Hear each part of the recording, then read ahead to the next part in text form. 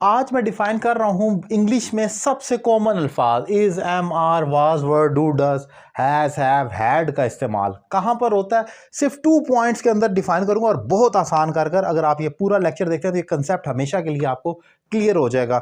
और अगर आपको मेरे पढ़ाने का तरीका पसंद आए तो आप मुझसे ऑनलाइन इंग्लिश लैंग्वेज कोर्स कर सकते हैं। नंबर आपकी स्क्रीन पर मौजूद है। एक रीजनेबल फी पे करनी है आपने और मुझे ज्वाइन करना है और घर बैठे अपनी इंग्लिश में एक ज़बरदस्त इंप्रूवमेंट लेकर आनी है। टॉपिक है इज़, एम, आर का इस्तेमाल कहाँ होगा। एक तो याद रखें कि हम आम तौर पर इन लफ्ज़ों को हेल्पिंग वर्ब्स के तौर पर जानते हैं इंग्लिश में, is, am, are, do, does, has, have वगैरह। लेकिन इसका एक फंक्शन और भी है कि ये मेन वर्ब भी बन जाते हैं। इसको समझाने से पहले आपको पहले तो बता दूं वर्ब क्या होता है। वर्ब किसी भी एक्शन को कहा जाता है, लड़ना, खाना, पीना, दौड़ना, जो आम तौर पर हम कर रहे हैं काम, और उसकी फिर सेकंड, थर्ड फॉर्म और फोर्थ फॉर्म भी होती है। जैसे गो खेलना, गो, वेंट, गोन और गोइंग वगैरह आप करते हैं। सो हर वर्ब की 4 फॉर्म्स होती हैं।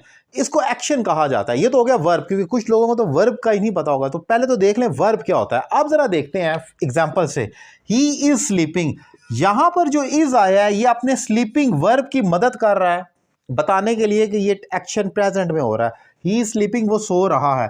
इस इज को हम हेल्पिंग वर्ब कहेंगे क्योंकि ये हेल्पिंग वर्ब का किरदार अदा कर रहा है। ये हेल्प कर रहा है स्लीपिंग की।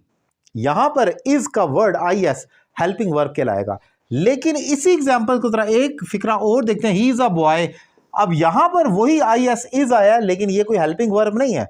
अगर ये हेल्पिंग वर्ब होता, अगर होता तो फिर इसके साथ कोई वर्ब भी होना चाहिए था, लेकिन यहां तो कोई वर्ब है ही कोई नहीं है, कोई भी वर्ब नहीं है।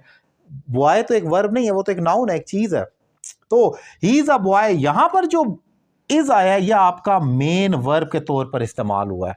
मेन वर्ब आपको मालूम होना चाहिए कि बी जो है ये एक वर्ब है। इसकी first form is, am, are है, सेकंड वाज, वर है, तीसरी बीन है और चौथी बीइंग है। तो ये सारा खानदान जो है ना, इज, एम, आर, वाज, वर वगैरह, ये आपको बी का खानदान नजर आता है।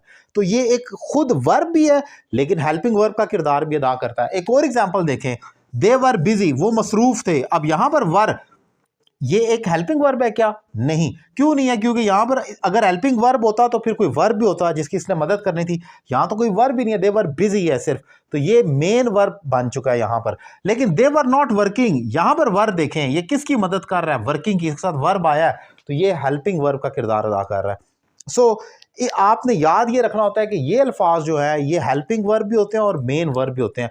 अगर इनके साथ कोई दूसरा वर्ब आ रहा है तो ये उसकी मदद कर रहे होंगे तो हेल्पिंग वर्ब कहलाएंगे। लेकिन अगर कोई दूसरा वर्ब नहीं आ रहा तो ये खुद ही, हम जैसे कहते हैं कि खुद ही मेन वर्ब बन जाएंगे, खुद ही अपने बाप बन जाएंगे। यानी कि अगर कोई बच्चा नहीं है तो खुद ही पेरेंट्स का किरदार अदा करेंगे और ये एक्शन वर्ब बन जाएंगे। So this is the difference between a helping verb and a main verb. बज़ाहिर सेम है लेकिन एक्शन में फ़र्क है, फंक्शन में फ़र्क है।